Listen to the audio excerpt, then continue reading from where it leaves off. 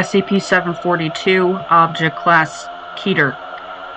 SCP-742 is a retrovirus, approximately times more complex than any known naturally occurring virus. SCP-742 infects all cell types, but initially only enters the lytic cycle in helper T cells, leading to a state of immunocompromise that allows SCP-742 to infect every one of the infected subject's cells. Infected cells secrete hormones that increase appetite as well as a signal compound. Once full infection is achieved, concentration of the signal compound reaches a target level and the infection enters Stage 2. During Stage 2, SCP-742 affects the nervous system, causing the infected subject to ravenously consume large quantities of protein-rich food, and then seek a dark, secluded area, often a cave, abandoned building, or crypt. At this point, the subject enters a state of hibernation, slowing the metabolism to the point of apparent death. During this period, SCP-742 retrovirus completely transcribes itself into the infected subject's DNA and deactivates its viral properties. Following this event, the subject is designated SCP-742-1.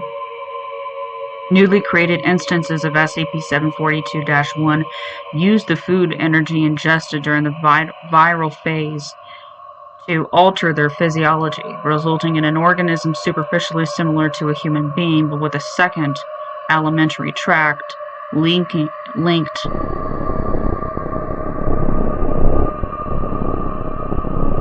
roof of the mouth, several new organs of indeterminate function, and a subtly altered nervous system. Once fully transformed, instances of SCP-742-1 continue to function as if they were normal human beings and are virtually indistinguishable without medical examination. However, SCP-742 infection destabilizes the genome during reverse transcription, leading to symptoms consistent with telomerase dysfunction within approximately a month. SCP-742 can prevent this by ingesting human stem cells. In the wild, SCP-742-1 are nocturnal hunters, preying on isolated humans. The victim is first paralyzed by a venomous bite, then drained of bone marrow via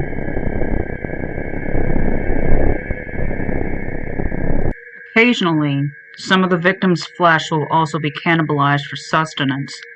Instances of SCP-742-1 do not age normally, and if kept supplied with stem cells, are biologically immortal.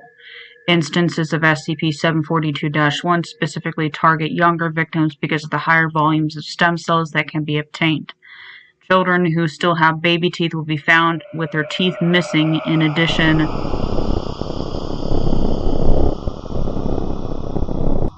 instances of SCP-742-1 will also target pregnant mothers in order to enter an infectious state. Normally, SCP-742-1 uses pluripotent stem cells from bone marrow to regenerate itself and is incapable of spreading the SCP-742 infection. However, after ingesting at least grams of totipotent stem cells, typically from a human fetus, although the source is irrelevant, SCP-742-1 secretes a small amount of fluid filled with SCP-742 retrovirus from the glands. This fluid injected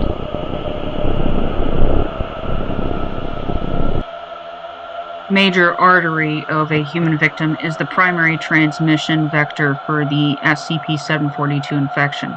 Instances of SCP-742-1 behave subserviently toward the instance that infected them. Special containment procedures. Instances of SCP-742-1 are kept in separate solitary confinement cells in the maximum security wing of Site and are fed kilograms of freshly harvested human bone marrow obtained